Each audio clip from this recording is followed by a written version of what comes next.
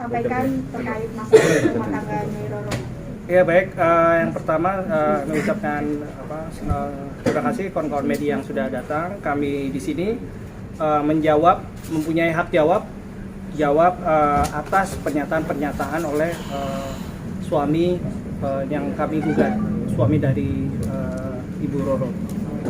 Ya, terima kasih. Nanti kami akan menjawab yang sebisanya yang mencakup yang tidak mencakup di dalam gugatan kami.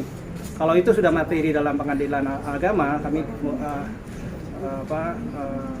mohon maaf kami tidak bisa memberikan statement itu.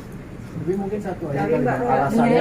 Nyai sendiri sepertinya apa yang dikeluhkan sehingga kemudian mengajukan gugatan ya, apa yang keluhan Nyai apa sebetulnya? Ya, bismillahirrahmanirrahim. Makasih agak munduran. Assalamualaikum warahmatullahi wabarakatuh. Selamat siang, terima kasih atas kehadirannya teman-teman media. Lagi Nyai. Ya, terima kasih atas kehadiran teman-teman media semuanya. Di mana teman-teman media selalu mendampingi Nyai dari fase ke fase hidup Nyai. Dan saat ini jujur fase terberat dalam hidupnya ini, karena ini momentum yang seharusnya amat sangat membahagiakan, pernikahan yang telah dikaruniai sang buah hati Muhammad Sultan Al-Fatih yang sangat ganteng, sangat lucu, tapi Nyai mengambil keputusan yang sangat berat demi kemaslahatan Baby Sultan itu sendiri. Dan Nyai juga mengaturkan banyak terima kasih atas tim kuasa hukum Nyai, Bapak Asgar, Bapak Moni, Pak Andika, Pak Re, Pak Kris, Pak Joshua, dan ada Pak Ulum juga yang sejumlah tim kuasa hukumnya ada 9 orang, didukung juga oleh tim psikolog, ada Pak Despa, lalu Bu dokternya Mbak Citra, lalu satu lagi Pak siapa? Pak David ya?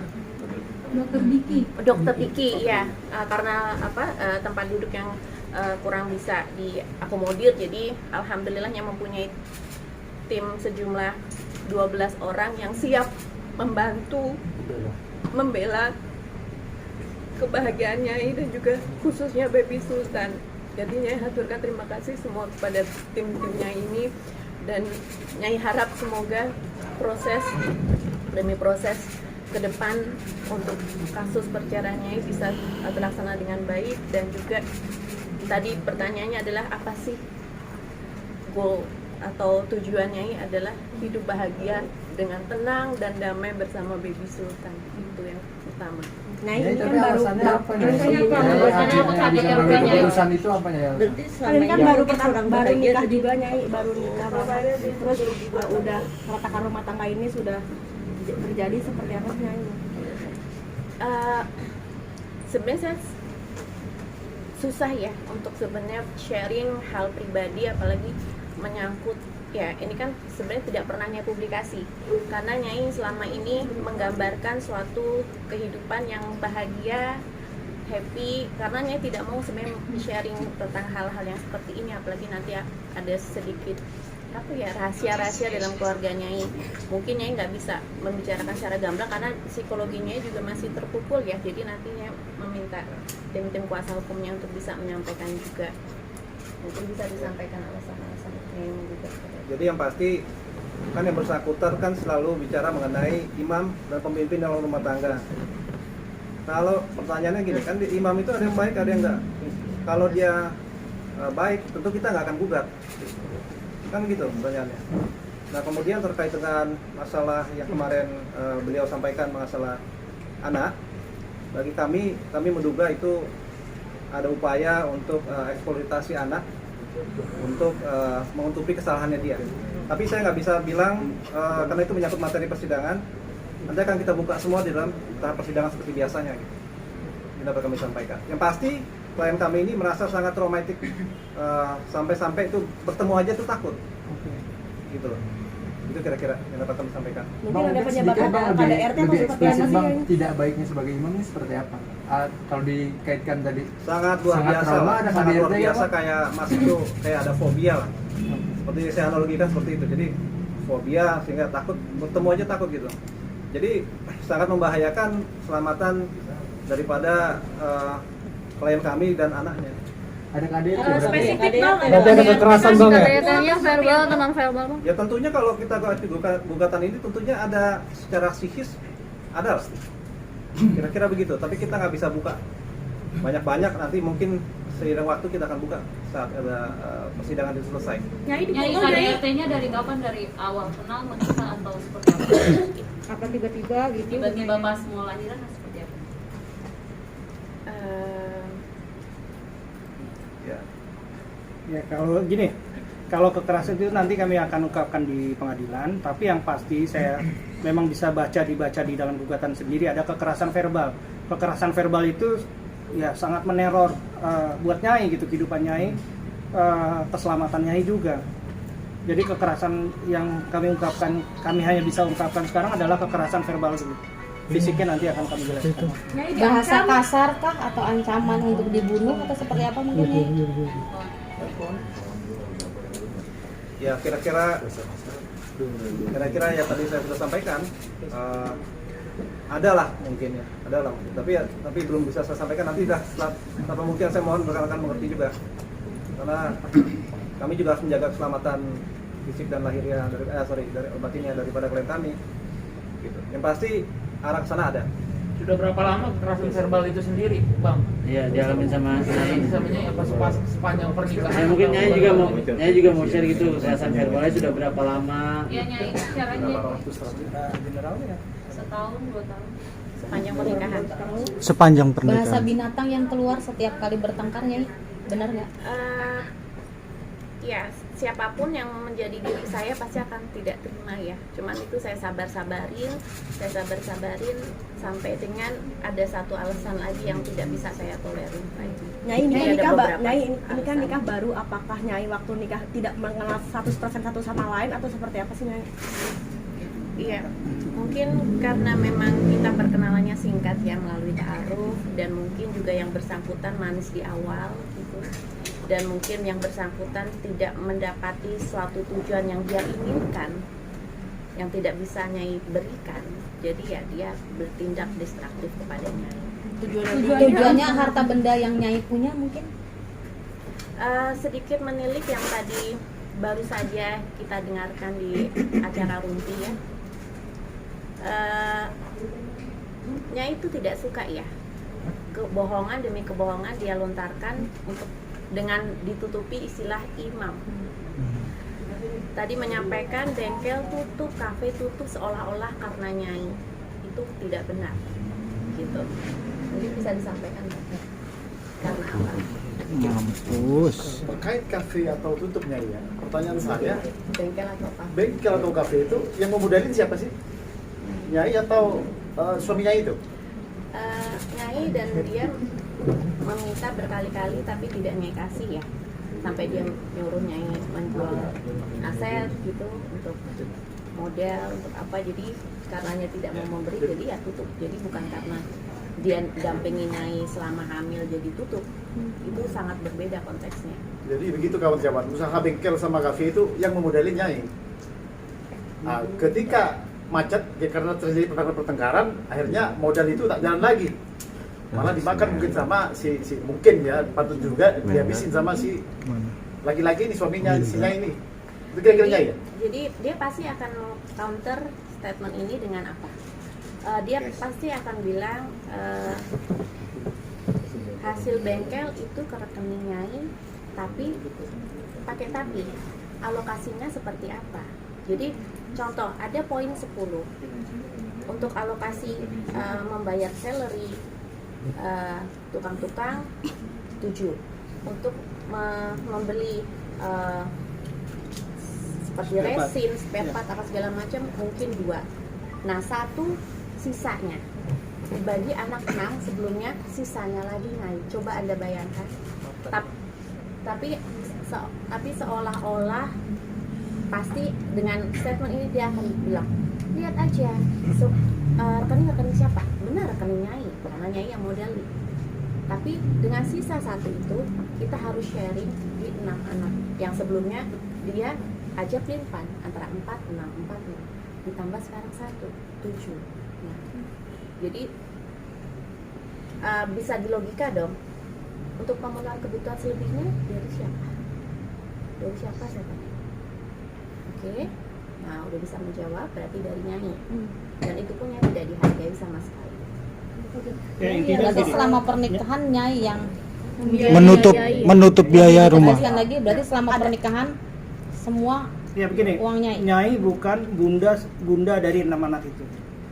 Nyai sebenarnya ingin hidup dengan Sultan aja, dengan sendiri. Jadi beliau ini ya untuk mengapa ya, untuk menginikan akan 6 anaknya agak berat buat Nyai sendiri. Kedua ini, kami ini sebagai penasihat hukum sudah 3 kali menanyakan apakah kesediaan Nyai untuk bercerai. Jadi kami tidak semata-mata Nyai ingin bercerai kami kabulkan gitu. Jadi kami tanya dulu, soalnya ada efek dari anak dan keluarga lainnya. Nyai sedikit kemarin wawancara dengan sang suami, katanya salah satu alasan bercerai karena suami dilarang bertemu dengan anak-anak. Seperti apa, benar Bertemu atau sama ibunya. Dengan Bertemu ibunya yang lagi sedang sakit. ibunya yang Lagi sedang sakit. sakit. Umi Ana gimana? Umi Ana yang sedang sakit Umi dirawat. Ana, Jadi Nyai melarang. Dan ingin foto newborn gitu. Nyai Itu dia nggak kamuflase. ikut. Oke. Mas Andri, tolong dong. Kita sudah tahu seberapa Tegak nih, maksudnya agak maju. Nah, Iya, Nyai bisa bilang ya, Mas Andri udah cukup ya. Mas Andri udah cukup tua ya. Dengan kronologi kawin cerai. Tadi di acara Rumpi juga kita bisa melihat, mendengarkan yang bersangkutan tidak yakin atas jawabannya untuk berapa kali dia kawin cerai. Nah, otomatis dengan beberapa kawin cerai, yang sepengetahuannya 4 kali ya. Di luar itu mungkin masih ada. Dan itu pasti ada track record dong. Seorang istri dari yang sekali dan beberapa kali itu meminta cerai karena apa? Dan semuanya karena wanitanya minta cerai. Itu pasti karena ada something wrong di dalam diri laki-laki itu. Nah, sekarang menarik lagi kamuflase, mendiskreditkan karakter Nyai dengan Nyai pergi menghindar karena dia lebih membela mamanya yang baru sakit gitu, dan mosok suruh memilih foto newborn. Itu sangat tidak benar. Rasa sakit ini banyak sekali ya teman-teman media yang perempuan pasti bisa merasakan apa yang Nyai rasakan. Ketika suami Anda, kekasih Anda melakukan hal berkali-kali yang membunuh rasa kesetiaan di diri Mbak, Ibu, semuanya gimana? Pada posisi itunya barusan merasakan sakit, yang rasa sakit luar biasa, lahiran normal, yang baru pertama kalinya nggak punya pengalaman sama sekali. Ketidaksetiaan itu dilakukan sepanjang pernikahan. Oke, Nyai maafin. Tapi the golden moment adalah setelah Sultan lahir, dilakukan lagi.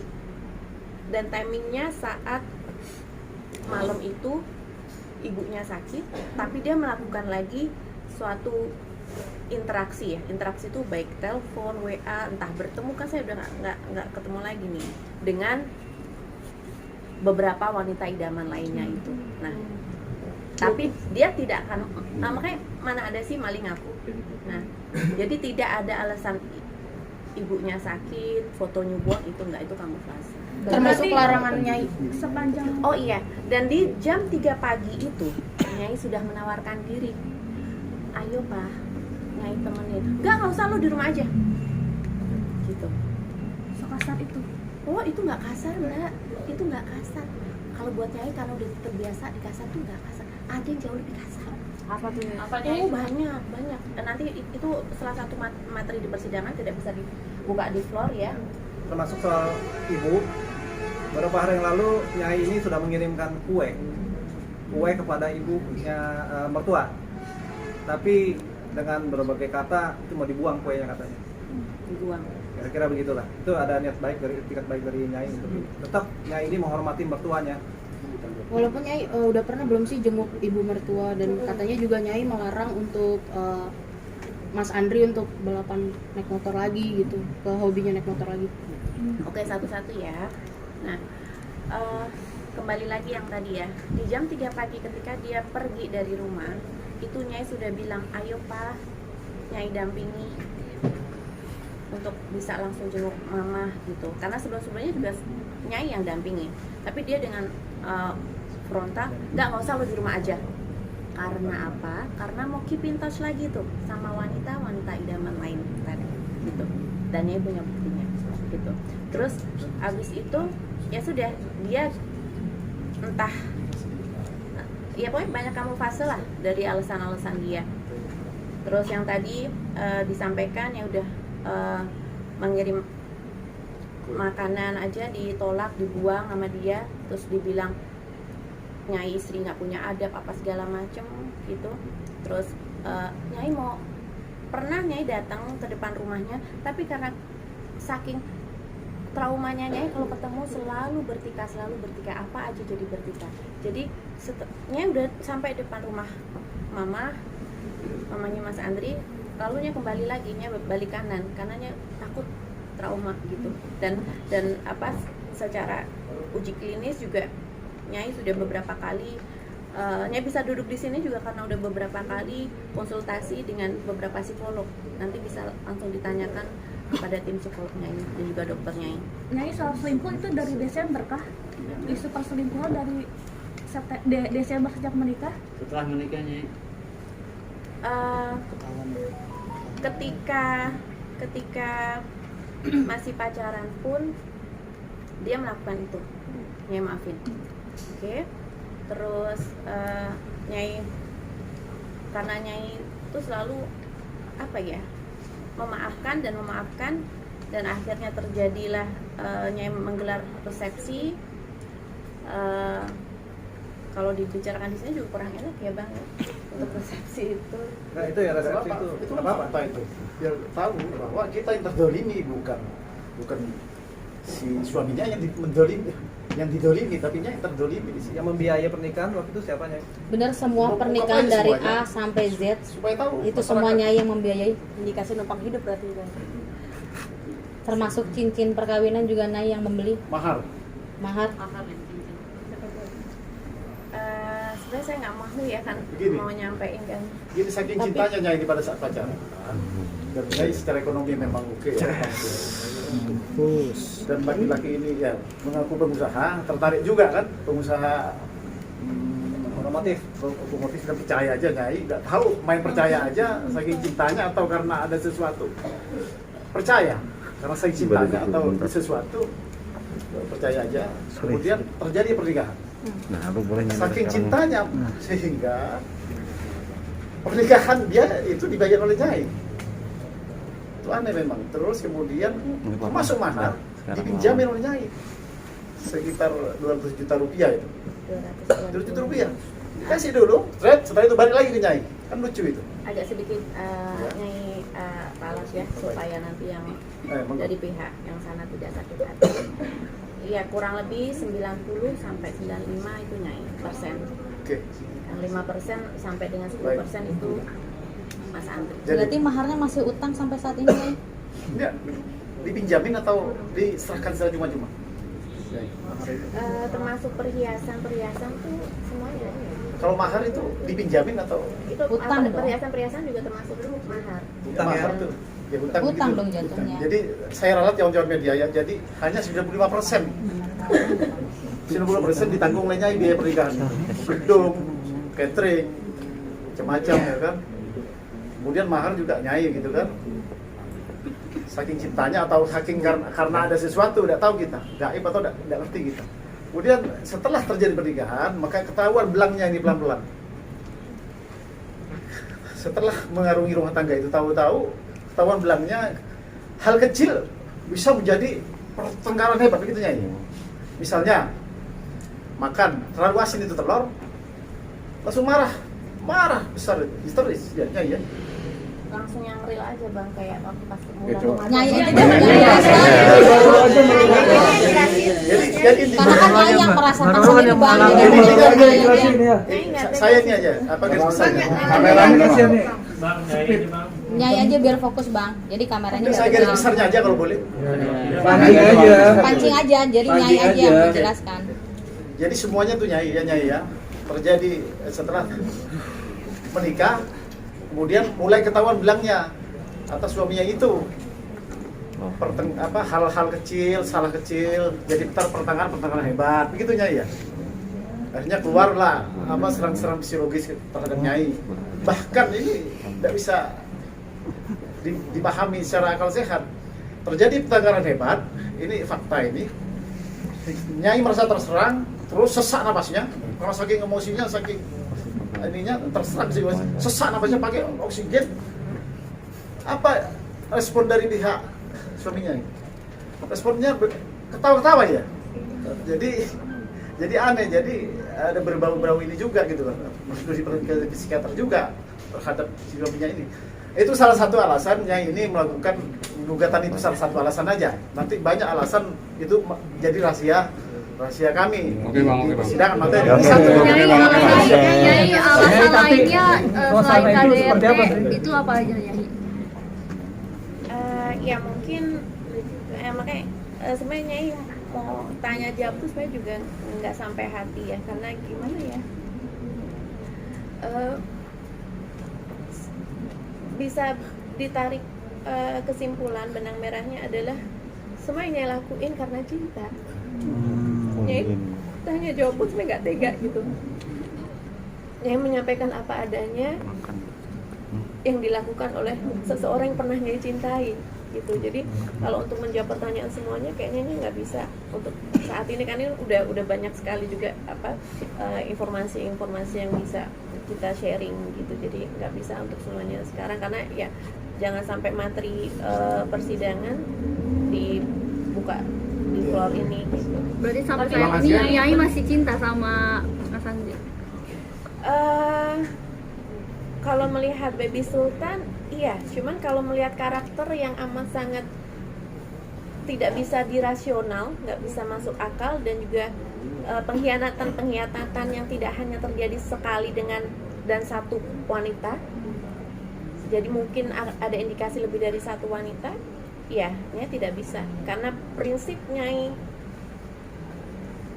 suatu hubungan suami istri itu harus setia. Karena Nyai tidak menganut paham yang poligami dan lain sebagainya gitu.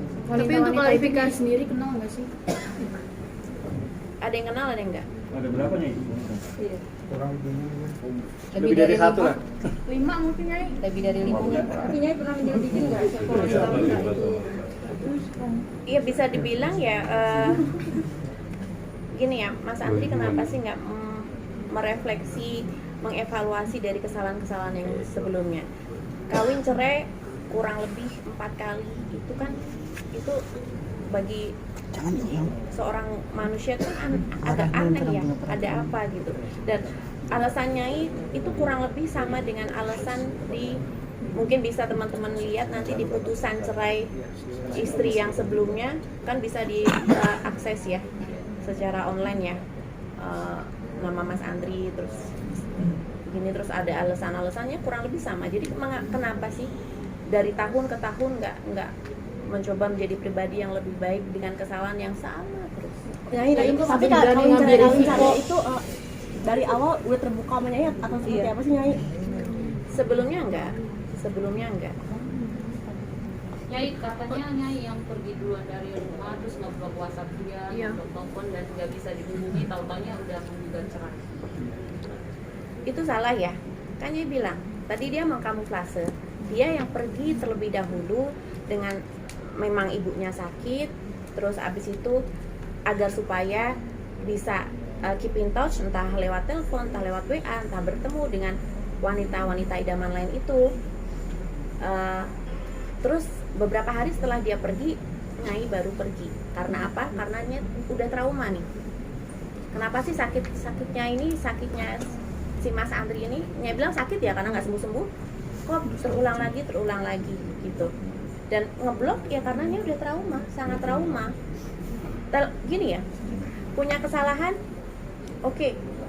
Dan satu lagi yang digarisbawahi, dia menjawab kan, teman-teman media kan lihat ya, saya 24 jam bersama Nyai, kapan saya mau selingkuhnya, maksudnya gitu. Salah, dia nggak pulang ke rumah tuh udah sering ya, jam 12 malam, jam 3 pagi, jam berapa. Awal-awal Nyai gondelin, Nyai masih bisa sabar, tapi lama-lama ya udah, entah itu dia membuat suatu suasana pertengkaran itu dibuat-buat agar supaya dia jam 12 malam bisa pergi, nggak pulang sehari 2 hari, dia itu bodoh maksudnya ya terserah dia. Nyai udah capek hati gitu. Nyai terkait apa namanya, beliau juga bilang katanya masih ada mistis segala macam, Nyai masih ikutin mistis yang mistis gitu deh. Udah dinasihatin padahal tapi Nyai masih mempertahankan benda-benda pusaka yang Nyai punya. Nah itu pengalian isu ya, itu nggak benar. Itu nggak benar. Jadi satu hal lagi ya, Nyai agak, iya, bukan itu penyebabnya. Udah jelas ya, tadi ada 2 poin, masih ada beberapa poin lagi nanti yang tidak bisa dibuka di sini. Nah tadi udah kekerasan verbal, kekerasan non verbal, dan ketidaksetiaan gitu. Dan bisa ditanyakan langsung ya oleh psikolog Nyai. Pak Despama. Ya nanti aja Pak. Oh iya. Nggak bisa. Ya. Kameranya penuh. Dulu Nyai emang Nyai masih berhubungan dengan mistis gitu. Karena sudah hijrah kan katanya, Iya, tapi masih berhubungan dengan benda-benda pusaka. Oke gini, sebelumnya Nyai menyampaikan di sini ya, setelah melihat rekaman dari preskon Mas Andri dan juga kuasa hukumnya, Nyai sangat keberatan. Mengapa ketika tanya jawab mengenai barang-barang peninggalan pusaka almarhum Bunda yang sangat Nyai cintai, mereka tertawa terbahak-bahak. Mengapa? Nyai tersinggung loh. Ya, Nyai sangat menghormati, teman-teman media semua tahu bagaimana Nyai sayangnya sama almarhum Mama. Mama bersama Pak Asgar, bersama tim kuasa hukum Nyai, karena tim kuasa hukumnya sama pada saat Nyai kasus narkoba. Hanya Bunda yang selalu setia dampingin Nyai naik pakai kursi roda setiap persidangan Nyai. Luar biasanya sayangnya Bunda kepada Nyai. Dan Bunda memiliki barang-barang peninggalan pusaka dari almarhum Papa ke almarhum Bunda itu banyak sekali. Nyai mau, dan sebagai anak yang dipercayanya harus merawat, membersihkan, merawat tanpa harus diritualkan lagi. Itu tolong digarisbawahi. Itu merupakan warisan. Jadi tolong Mas Andri dan tim kuasa hukumnya tidak boleh mentertawakan. Itunya tersinggung.